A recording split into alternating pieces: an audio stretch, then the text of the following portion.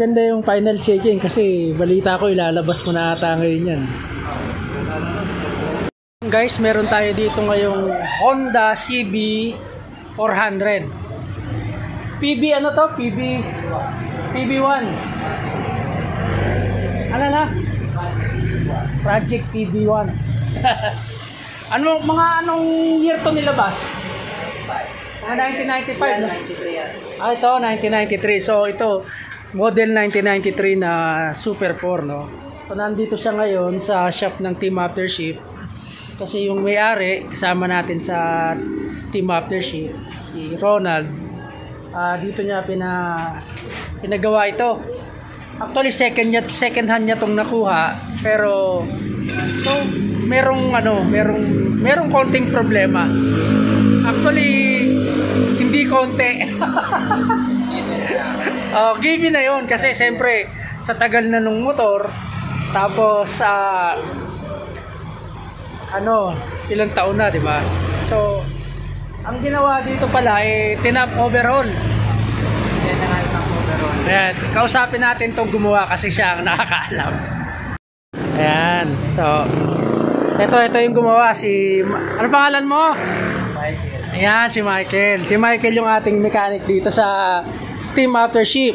So siya yung naatasan ni Hepe na mag-isikaso nitong CB 400. So nung pagdating to dito, ano yung anong unang analysis nyo? Hard starting. Hindi talaga nag-i-start. Mag-i-start siya kapag nilagyan mo siya ng lumit sa loob ng cylinder.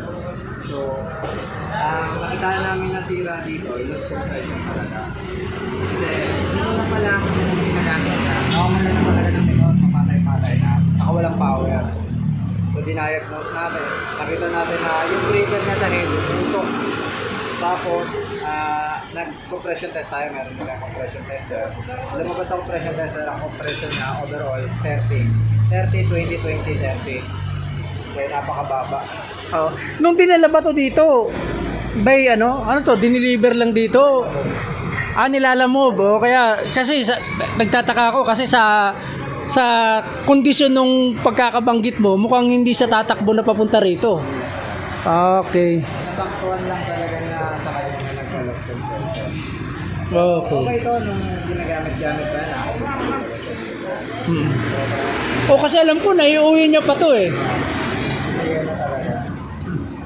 So, okay, ganun niya yung nyo, assessment nyo. Nung binuksan nyo, ano na mga nakita nyo? Tama nga, loss compression. Kasi tatlong exhaust valve niya, sobrang pulpul na. Ayan, tingnan natin.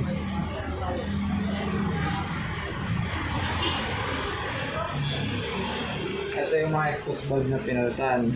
Y2 ang code sa ilalim. So, okay. Grabe Yan yung pinalitan na. Oo. So, lubog na to. Singaw na to talaga tong tatlo na to. Same sila lahat, puro ganyan. Oo, okay. So, ilang bang valvula lahat meron siya?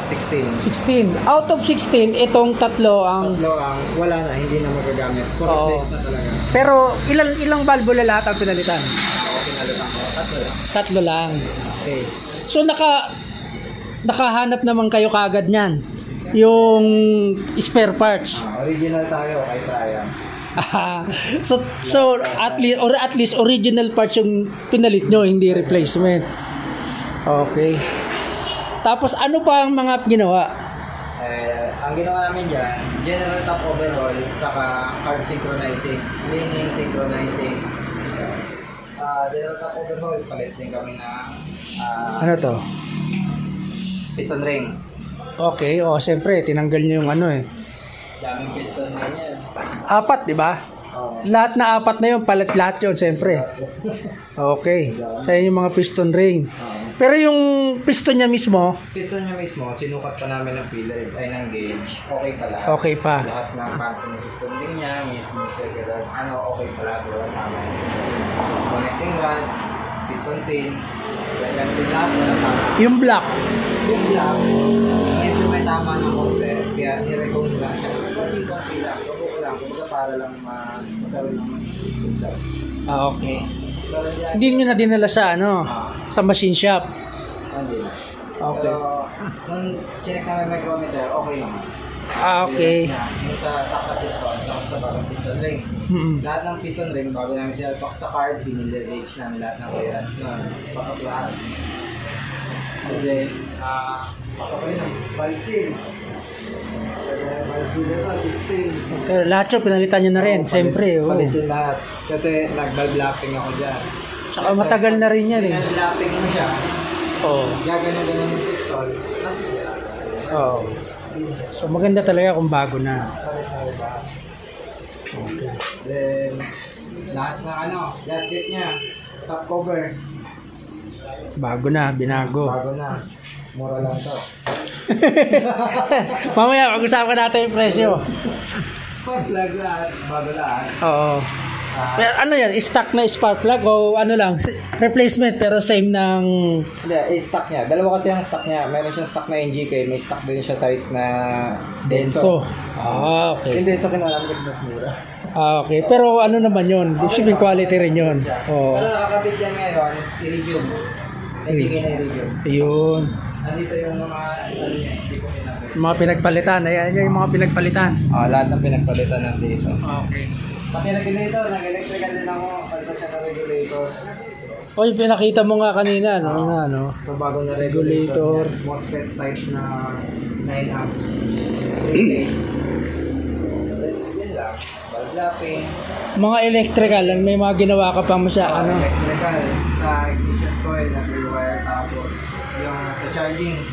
Charging niya kasi ang baba ng charging. Pag nagbukas ka ng NDL, charge ka, lobat ka na. Lobat ka agad.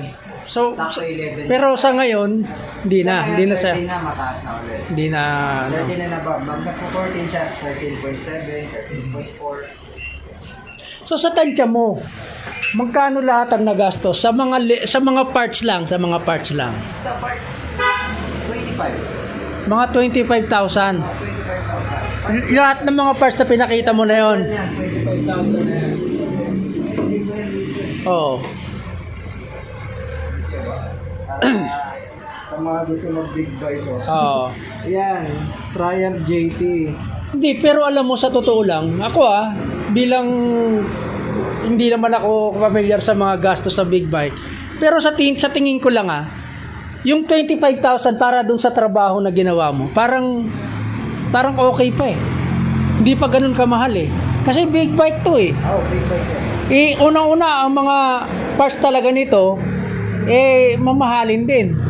Tsaka minsan, hindi ka lang pwedeng magpalit lang basta isa. Katulad dito, 3 papalitan mo. Actually, tinipid pa nga namin siya sa valve. Tsaka pero ito nakakabili, baka by set pa nga pagbili nito. By set talaga bilhin nga. Kita mo, pero nakakuha kayo ng tingi-tingi. Nakakuha kami kay Triumph ng isang piraso. Original. MY ang kotse ilalim. Tapos, kulang kami dalawa. Kumuha kami ng surplus na dalawa. Pero original pa rin yun. Tapos, sinukat din namin kung okay pa, tolerable pa lahat ng clearance, kaya pa siya. Okay. Pati yung pisong valve seat, chinek din namin kung okay pa. Kasi sa ganung klaseng trabaho, top overhaul, isipin mo, yung essay nga na top overhaul na sa mga 7 to 8,000 ng gastos. Isang bore lang yun. Isang bore lang. Ito, 4 ang bore nito. Ito kasi, kaya naging mahal sa kamasusi. Kasi 4 ang cylinder. Board. So, 4 na piston, hindi pwede siya sumingaw sa gitna. So, nire-resurface pa yung lock, nire-resurface pa yung head. Kailan natin walang singaw. Dapat. Kasi sumingaw yung gasket niya, magkakatabi lang yung mga water jacket niya.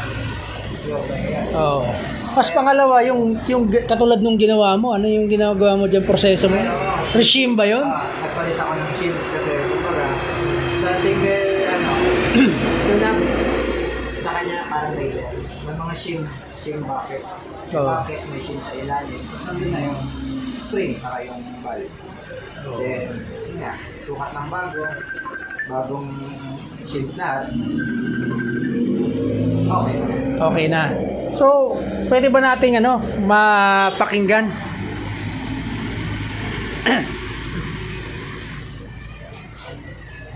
Last na lang ang gagawin ko ito is tuning. Fuel tuning tune.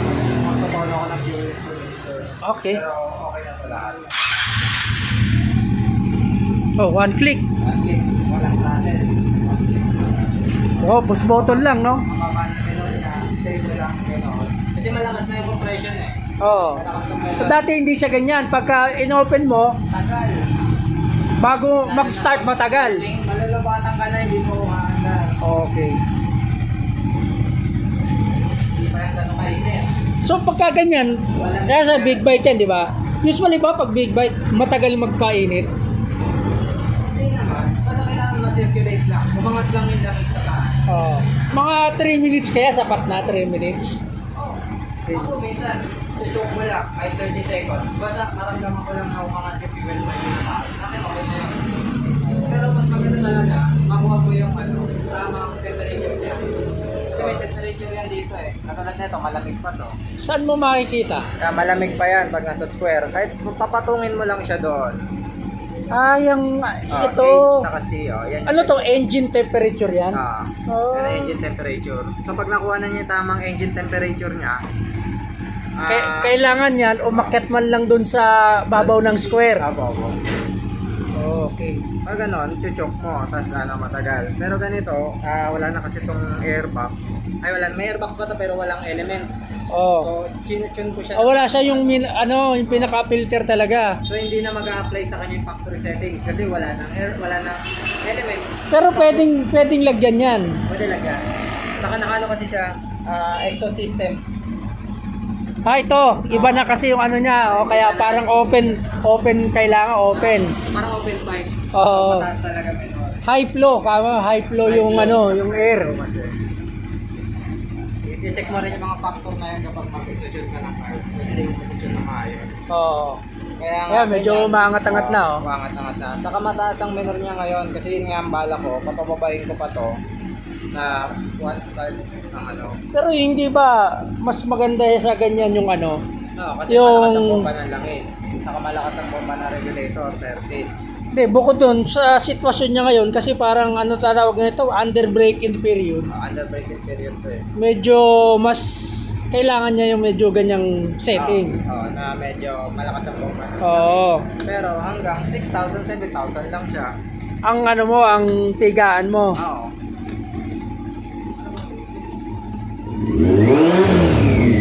Parang ang lakas na ngayon, pag 7,000 eh.